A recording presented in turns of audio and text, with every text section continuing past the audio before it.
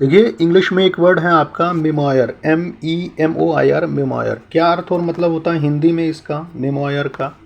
देखिए, मेमोयर को हिंदी में बोलते हैं चरित्र रचना, इतिहास, जीवनी। मतलब किसी व्यक्ति द्वारा लिखा गया अपना अनुभव, जो कुछ उसने देखा या पाया, उस चीज़ को हम मेमोयर बोलते हैं। मतलब संस्मरण, जो मेमोरीज में या मेमोरीज के लिए लिखा जाता है, याददाश्त के लिए कुछ चीज़ें लिखी जाती हैं। ठीक है, मतलब इंग्लिश में memoir is a written factual account of somebody's life.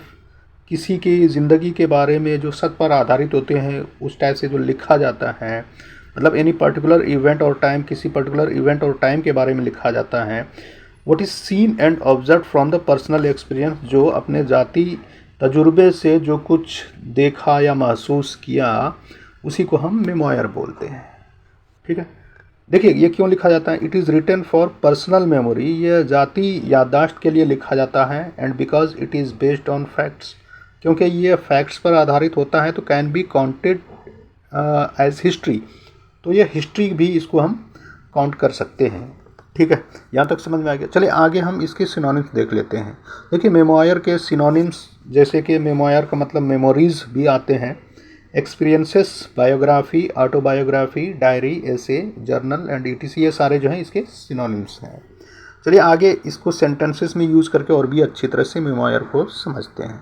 जैसे पहला सेंटेंस होगा, she wrote a memoir of her stay in Shimla. मतलब हुआ हिंदी में, उन्होंने शिमला में अपने प्रवास का, ठहरने का एक संस्मरण लिखा। मतलब मेमोरीज के लिए कुछ उसने लिखा। इसी तरह से दूसरा एग्जाम्पल है आपका, you can write a memoir and later on that may be counted as history. मतलब वह हिंदी में, आप कोई मेमोयर लिख सकते हैं और बाद में उसे इतिहास के रूप में गिना जा सकता है। ठीक है,